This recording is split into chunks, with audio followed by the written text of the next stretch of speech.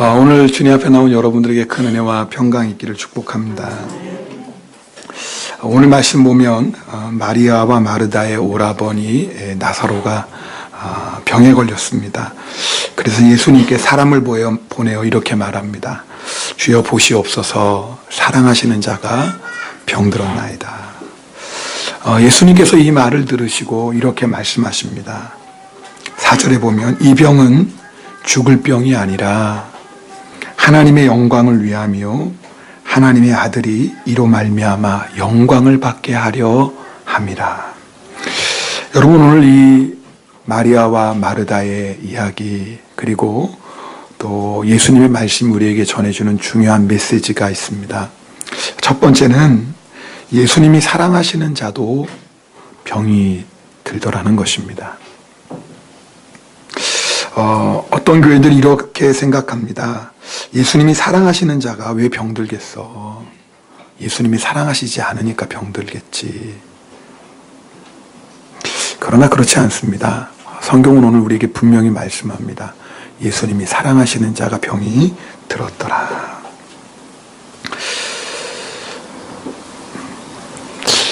여러분 어떻습니까? 우리 인생에 생각지 못했던 어려움을 만나고 고난을 만났을 때 혹시 하나님의 사랑을 의심하지는 않습니까? 하나님이 나를 사랑하신다면 내가 왜 이런 병에 걸리고, 하나님이 나를 사랑하신다면 내가 왜 이런 어려움을 당해야 돼? 하나님이 정말 날 사랑하시는 걸까라고 생각할 때가 있습니다. 그러나 성경은 분명히 말씀합니다. 주님께서 사랑하시는 자가 병들었다. 열왕기하 13장에 보면 엘리사가 죽을 병에 들매, 그렇게 성경이 말씀합니다. 엘리사가 누굽니까? 이스라엘의 대표적인 선지자, 예언자였던 엘리야의 수제자 아닙니까?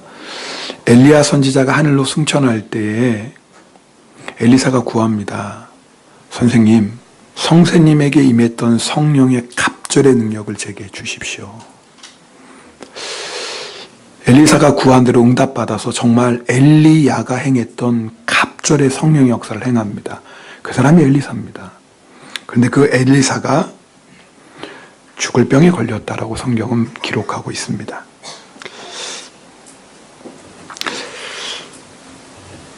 여러분, 때로는 우리가 하나님 앞에 죄를 지어서 하나님이 우리에게 병으로 징계하실 때가 있습니다.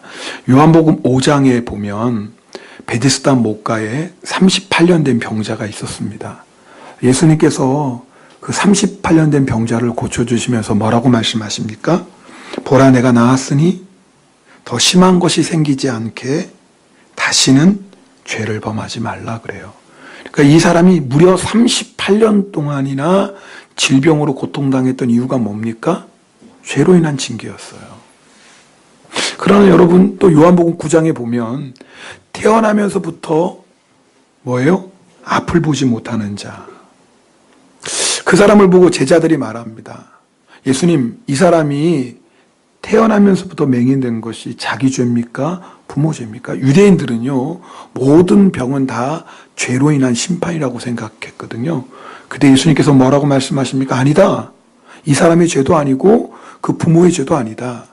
이 사람을 통해서 하나님이 하시는 일을 나타내려고 하심이라.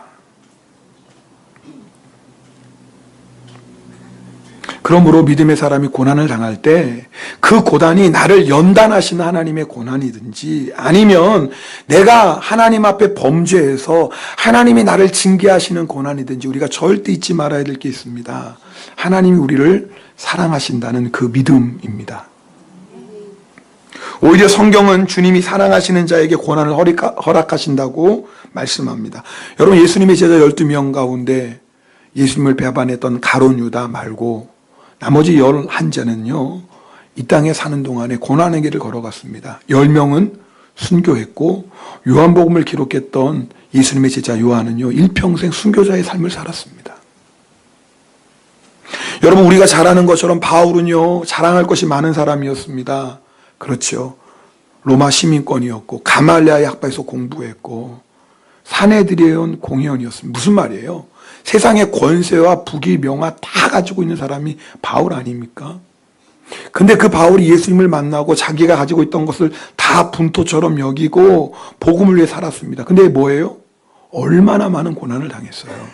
아마 예수 믿는 사람 가운데 바울처럼 고난 당했던 사람이 별로 없을 것 같습니다. 근데 그 사도 바울이 고난에 대해서 우리에게 몇 가지 아주 중요한 말씀을 주십니다. 첫 번째 뭐냐면 어떤 고난도 우리를 하나님의 사랑에서 끊을 수 없다라는 것입니다. 우리 로마서 8장 35절 말씀은 함께 읽겠습니다. 누가 우리를 그리스도의 사랑에서 끊으리요? 환난이나 곤고나 박해나 기근이나 적신이나 위험이나 칼이야. 그러나 이 모든 일에 우리를 사랑하시는 이로 말미암아 우리가 넉넉히 이기느니라. 아멘. 네, 그렇습니다. 네. 수많은 고난을 당했지만 바울이 우리에게 분명히 전하는 것은 뭐냐면 어떤 고난도 우리를 그리스도 예수 안에 있는 하나님의 사랑에서 끊을 수 없다라는 것입니다. 그러나 그것만 말씀하는 게 아니에요.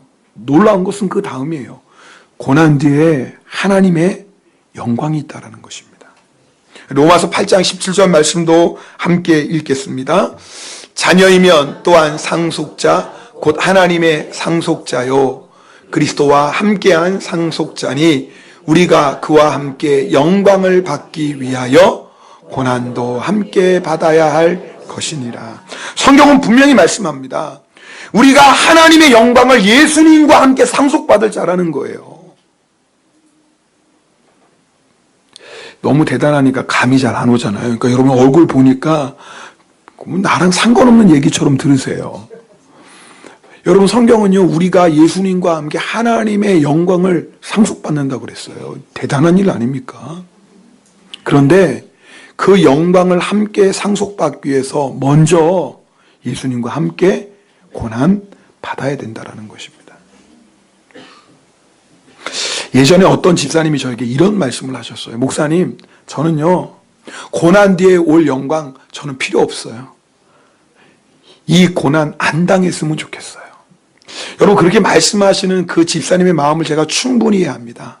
여러분 때로는 우리가 고난 당할 때 얼마나 힘듭니까? 얼마나 괴롭습니까? 정말 하루가 천년같이 힘들 때가 있지 않습니까? 그러니까 뭐 나중에 영광 거 필요 없어요. 그냥 빨리 이 고난 지나가면 좋겠어요. 그렇게 말씀하는 건 이해는 하지만 그러나 믿음의 눈이 열려서 만약에 그 집사님의 믿음의 눈이 열려서 예수님과 함께 고난받은 자가 누릴 영광을 조금이라도 아니 1초라도 바라본다면 절대 그런 말 하지 않을 것입니다.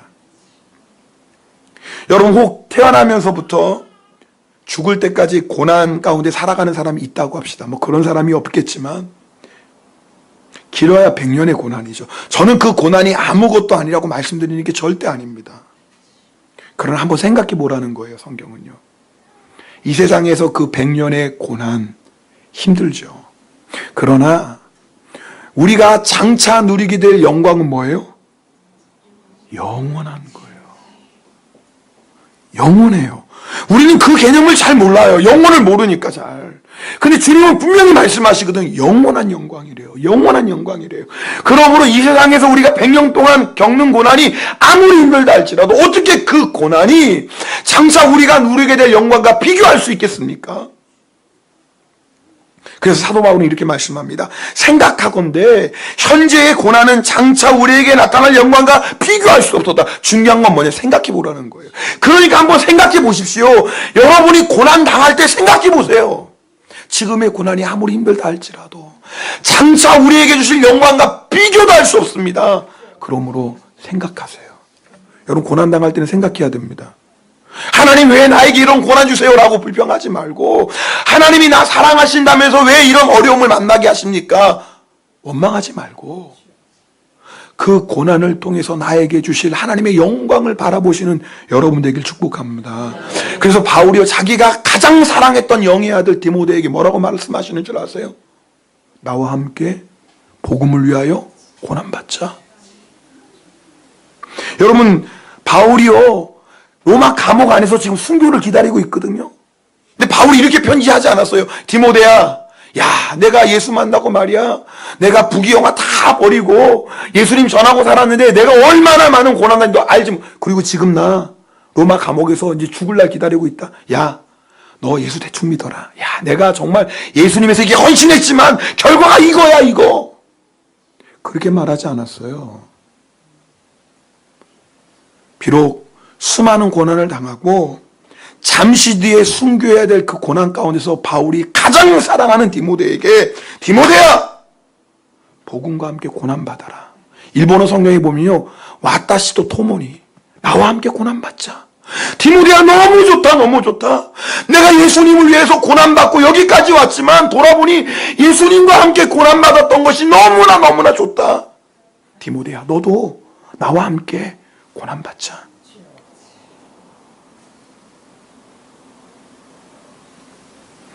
우리가 예수님을 믿기 때문에 당하는 고난, 내가 예수님의 말씀에 순종하기 때문에 피할 수 없는 고난, 내가 예수님을 따라가기 때문에 당하는 어려움, 손해, 여러분 그런 걸 만날 때마다 하나님께서 예비하신 하늘의 영광을 바라보고 감사하고 기뻐할 수 있기를 축복합니다. 그리고 오늘 또 본문이 우리에게 주시는 중요한 메시지 두 번째가 있습니다. 이것은 한번 여러분 따라 하시면 좋겠어요. 모든 소망이 사라질 때 예수님의 역사는 시작된다. 다시 한번, 모든 소망이 사라질 때 예수님의 역사는 시작된다. 예수님은요, 나사로의 이 병, 그 이야기를 듣고 이 병은 죽을 병이 아니다 그렇게 말씀하세요. 근데 여러분, 나사로가 죽어요, 안 죽어요?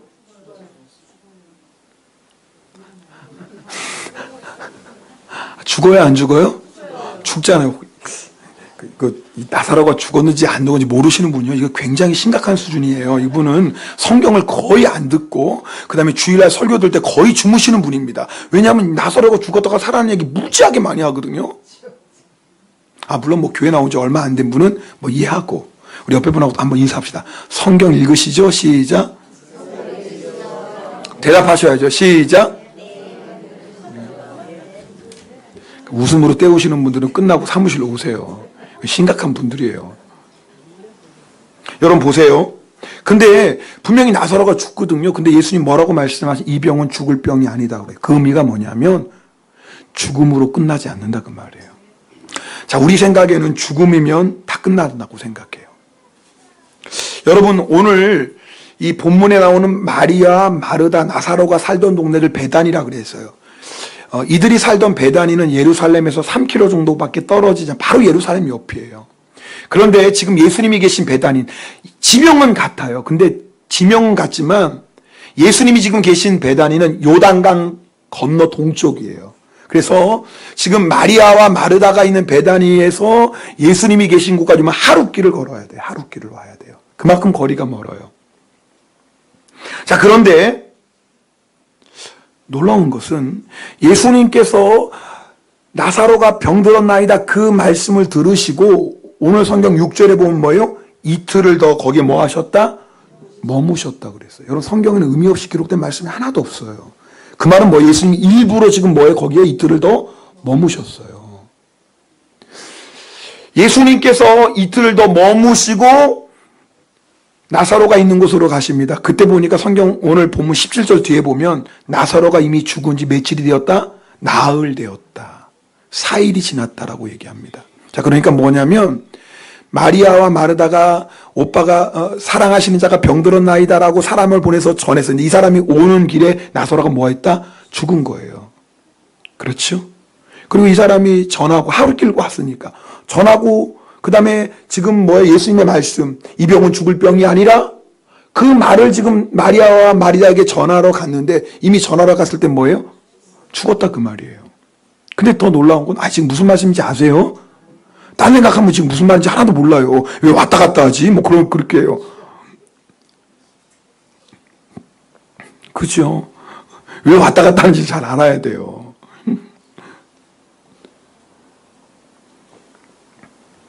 왜 예수님이 이틀을 거기도 머무셨을까? 이유가 있어요.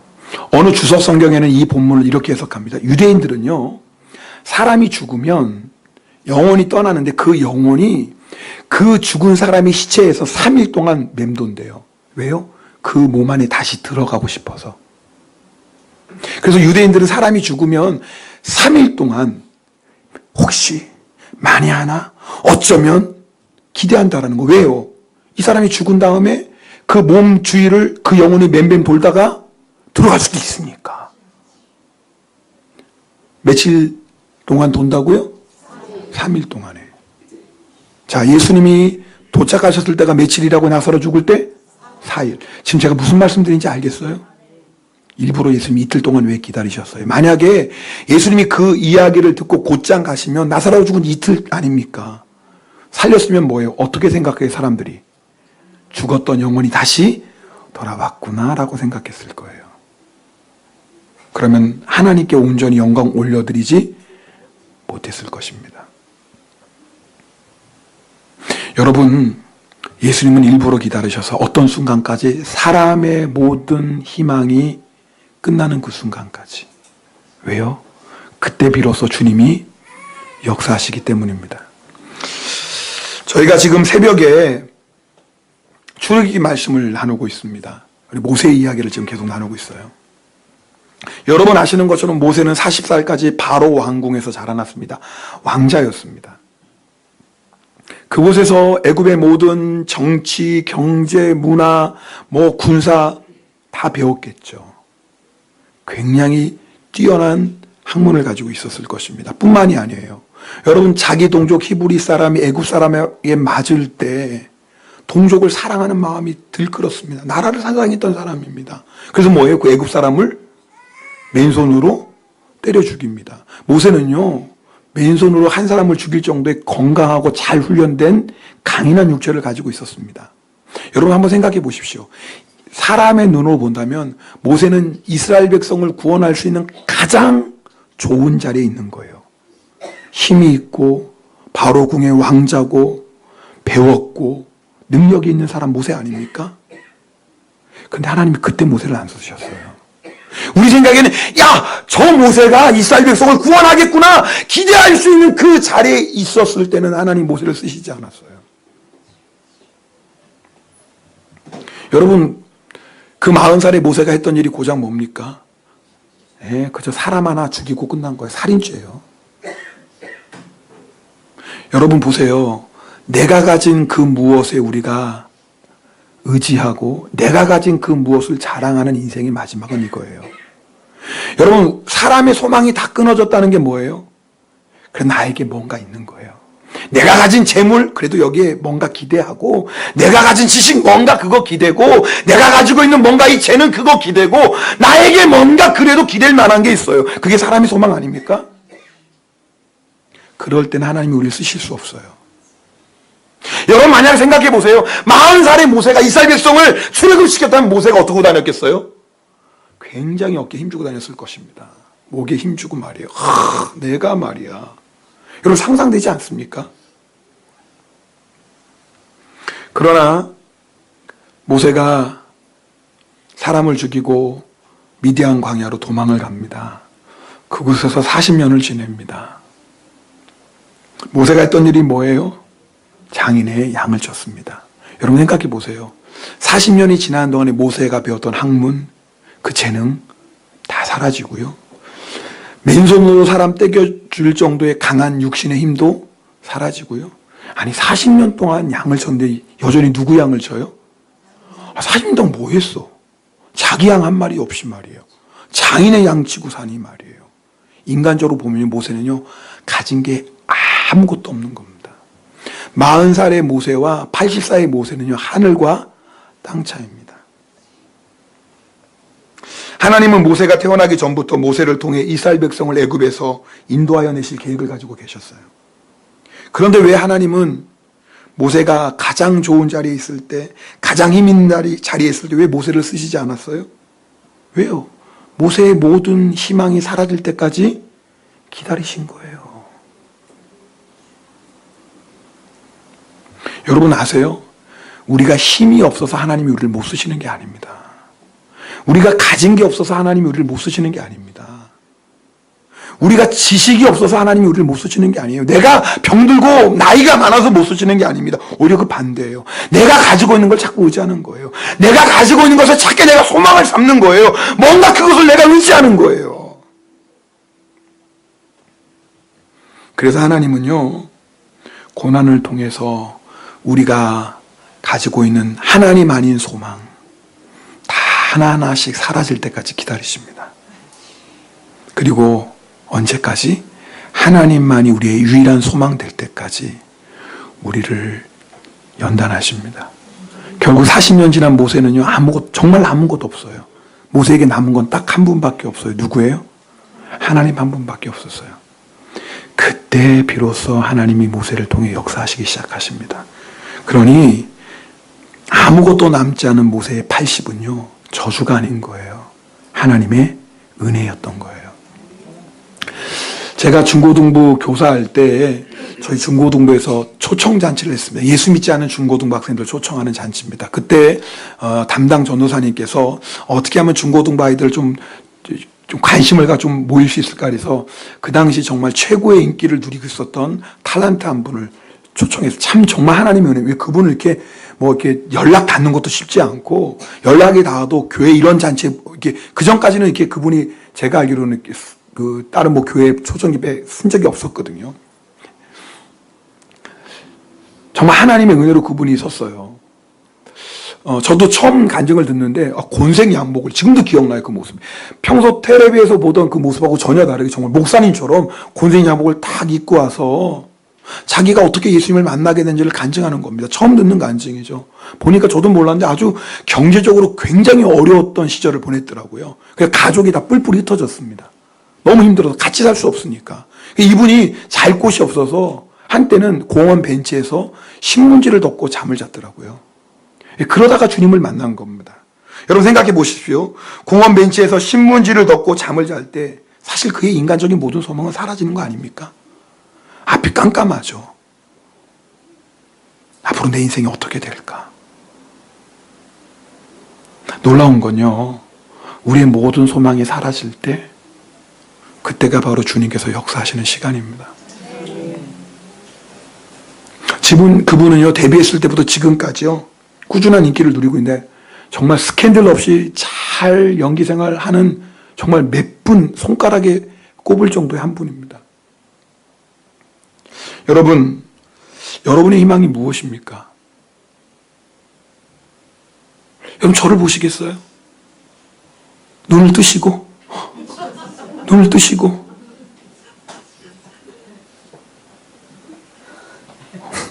성가대 눈 뜨시고 저를 좀 보시겠어요? 여러분의 소망 뭐예요?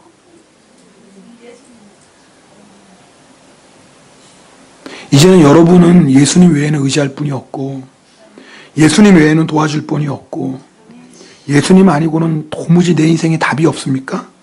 그렇다면 이제 주님이 역사하실 때가 다 돼간 거예요. 그 복이에요. 그게 복이에요.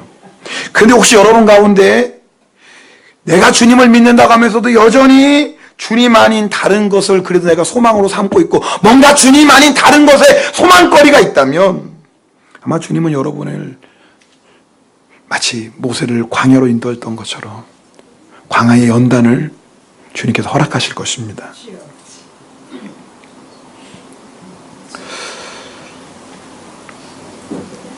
여러분 우리의 인생에 예수님밖에 소망이 없는 것. 이제는 내 남편도 소망이 아니네. 내가 그렇게 믿었던 남편 소망이 아니네.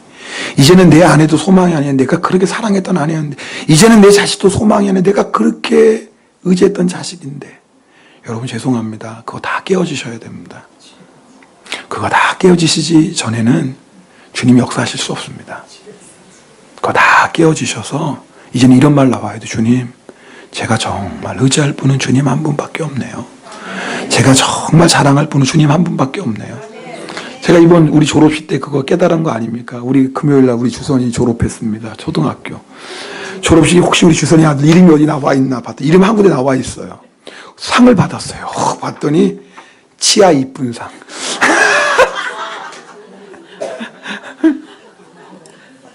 일본은 그런 상도 주더만요. 건강한 치아상. 그래도 우리 집 아이들이요, 뭐 다른 상은 못 받았습니다. 셋 다 똑같이 받은 상이 있어요. 건강한 치아상. 저의 소망이 깨어지는 순간입니다.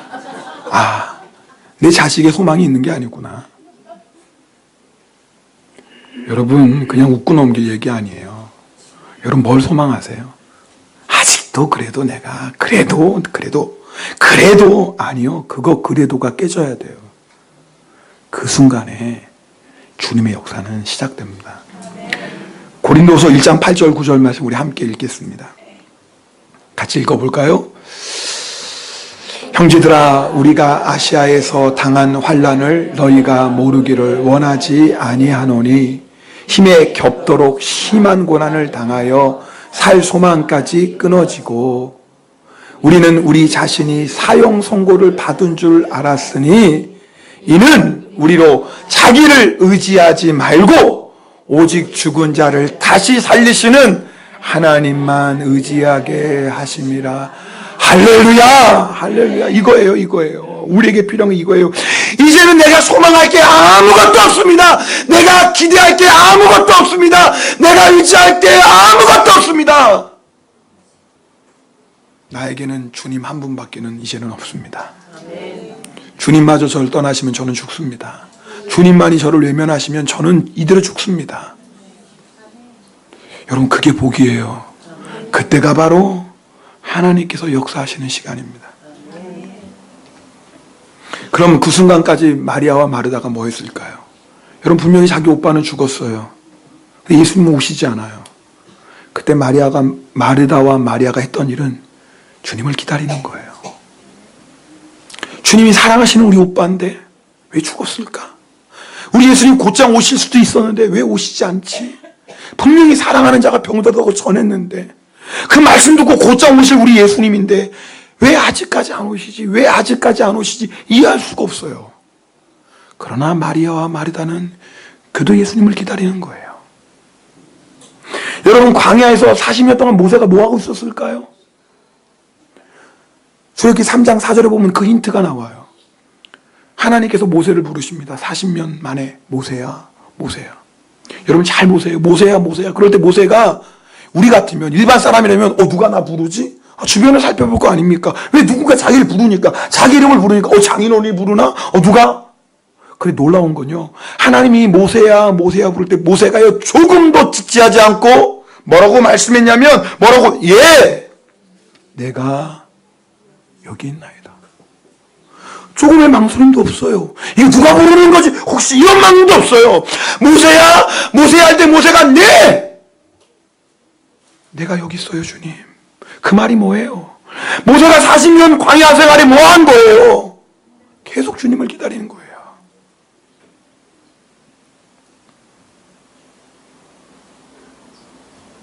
히브리서 11장 27절에 이런 모세의 믿음에 대해서 뭐라고 말씀하냐면, 보이지 아니하는 자를 보는 것 같이 하여 참았으며. 하나님이 지금 눈에 보이진 않아요. 그러나 하나님이 반드시 나와 함께 하시고 나는 믿어요. 그리고 그 하나님이 반드시 나를 불러주실 거예요. 모세는 그걸 믿었어요. 그래서 40년을 한결같이 그 주님을 기다리는 겁니다. 오늘 주님이 날 부르실까? 아니야, 오늘 주님이 날 부르실 거야.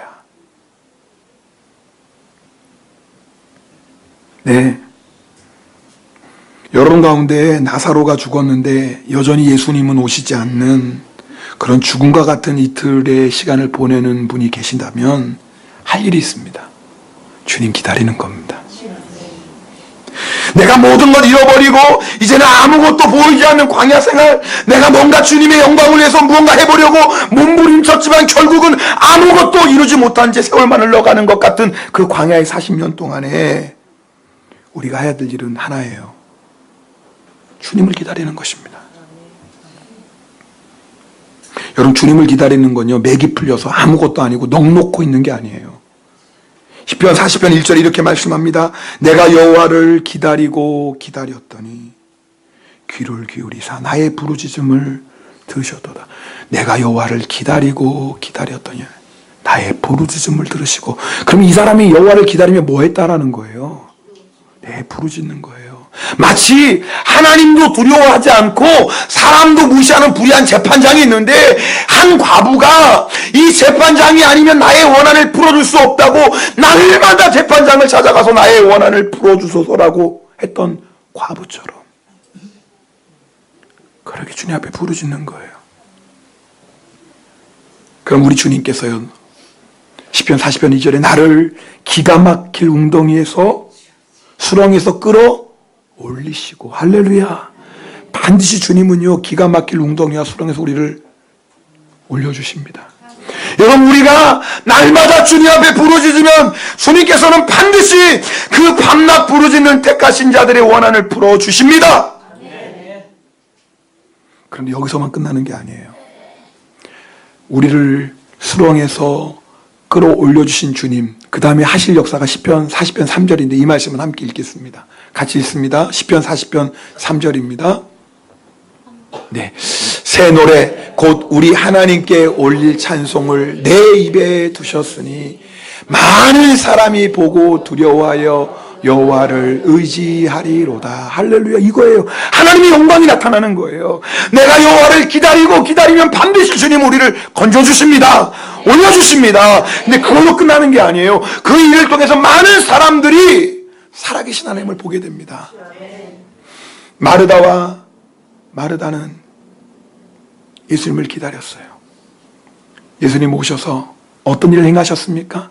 다 끝났다고 생각했는데 죽었던 나사로 살리셨어요. 그 일을 통해서 하나님의 영광을 증거하셨습니다. 여러분, 주님 앞에 부르짖으세요. 여러분, 주님 바라보십시오. 만약 마르다와 마리아가 예수님이 아니라 죽은 오빠의 시체를 바라봤다면 절망하고 말았을 거예요. 만약 모세가 40년 광야 생활 통해서 그저 광야를 바라보고 모든 것 다 잃어버린 자기 자신을 바라봤다면 절대 40년 이길 수 없어요. 모세는 그 광야에서 누구를 바라봤어요? 주님을 바라봤어요. 마르다와 마리아는 죽은 썩어져가는 나사로의 시체를 본 게 아니라 예수 그리스도를 바라봤습니다. 오늘 이 시간에 여러분, 우리가 눈을 들어 주님 바라보길 원합니다. 내가 지금 어떤 고난 가운데 있다 할지라도, 때로는 모세처럼 40년 광야 같은 생활 보내고 있다 할지라도, 여러분, 오늘 이 시간에 우리와 함께 계시는 그 주님 바라보길 원합니다. 우리 함께 이 찬송 부르고 기도하겠습니다. 괴로울 때 주님의 얼굴 보라. 우리 찬송 다 아시죠? 우리 찬송 함께 찬송하시고 통성으로 기도하는 시간 갖습니다.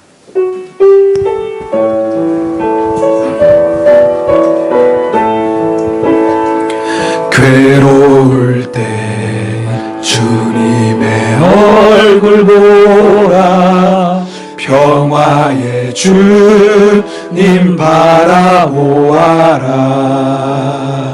세상에서 시달린 친구들아,